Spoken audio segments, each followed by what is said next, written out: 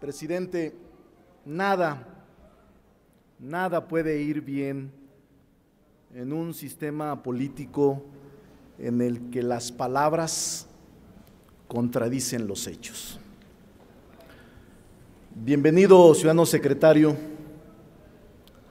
a este lugar donde se está reuniendo con quienes no representan al pueblo, que actúan en su mayoría como mandaderos y achichincles de los poderosos. Aquí, ciudadano secretario, se sentirá cómodo entre los suyos, porque usted y ellos representan al sistema corrupto y podrido que mal nos gobierna. Su comparecencia es por disposición constitucional, ninguna concesión graciosa. 10 meses de su gestión, de la gestión de su gobierno, muestran un rumbo claro al despeñadero. Un crecimiento económico que se estima a la baja, desde el 0.8% hasta el 1.5%, contrario a lo que ofrecieron a la nación. Una tasa de desempleo enorme. La reforma laboral que impusieron ha provocado desempleo e inestabilidad. Una carestía y aumento constante de precios y servicios. Un subejercicio brutal que se refleja en la quiebra de empresas y en la inactividad económica nacional, en la inseguridad y en el desempleo. Un crecimiento significativo de la pobreza y la miseria, sobre todo del campo mexicano, que está profundamente abandonado. La corrupción sigue campeando y se siguen imponiendo sin ninguna restricción ni molestia para nadie. No hay un solo indicador que nos muestre tendencia positiva alguna. Nos presentan una aparente, novedosa reforma hacendaria que sitúan como un gran logro porque no incluye IVA en alimentos y medicina. Eso se debe, sin duda alguna, al movimiento social y a las fuerzas progresistas de México y a Andrés Manuel López Obrador. Ciudadano secretario, este ruido causado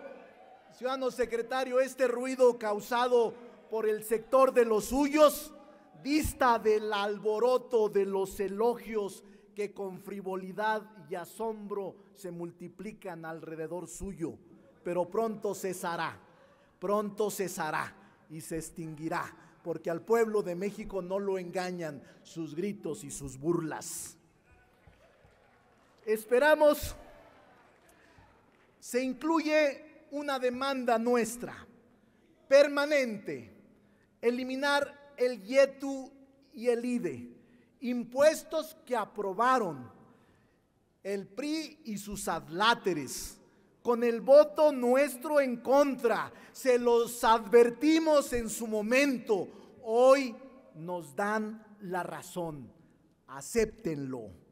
Esperamos, ciudadano secretario, que resistan las presiones de los grupos económicos. Sinceramente, pudiera haber sido peor la propuesta hacendaria. Hoy el discurso de los empresarios nos parece hasta familiar. Hoy veo en las prensas, en distintos medios, su discurso. Dicen los patrones: la reforma hacendaria es regresiva, una mera estrategia recaudatoria, desalienta la inversión y el crecimiento y el empleo. Es más, la veo tan cercana que creo que los empresarios están a punto de irse al Zócalo o a crear el club de cordeleros, su propio club. Hoy, sin embargo, ¿quién va a tapar el hoyo fiscal? Las clases medias. La vena santanista de esta reforma lo denotan los impuestos a la clase media y al IVA estandarizado en las fronteras. El primer impuesto es a los animales domésticos, a los alimentos, que impuso Santana, con el impuesto a los caballos de traspatio, y al primer impuesto a las clases medias. Fue el de las ventanas de las casas recién construidas. Pero no es la única inspiración santanesca. Es el aumento del IVA del 11 al 16% en la frontera. Es lo más demoledor que habrá en esta zona del país. El IVA al 16% en las fronteras es un impuesto secesionista o separatista, además de ir en contra de la jurisprudencia de la Suprema Corte de Justicia, que avala una tasa menor en las fronteras en razón de la asimetría con las economías colindantes. Equivaldría a una rendición económica y a una entrega de facto del comercio y de la industria nacional a la economía del sur de Estados Unidos. Nosotros creemos que que Santana es la inspiración de este atraco fiscal. Su reforma, ciudadano secretario, la de su gobierno, no es la panacea, porque no incluye el combate a la corrupción, ni austeridad republicana, y continúan los privilegios de un país de contrastes y de pobreza. Por cierto, todos aquellos que se han ido con la finta de que se va a eliminar el régimen de consolidación fiscal, no dice esa la propuesta. La propuesta dice que se buscará eliminar o acotar el régimen de consolidación fiscal. No sabemos, después de las negociaciones palaciegas, en qué quede este régimen de consolidación fiscal. Es un mal momento para el país, ciudadanos legisladores. Es un mal momento.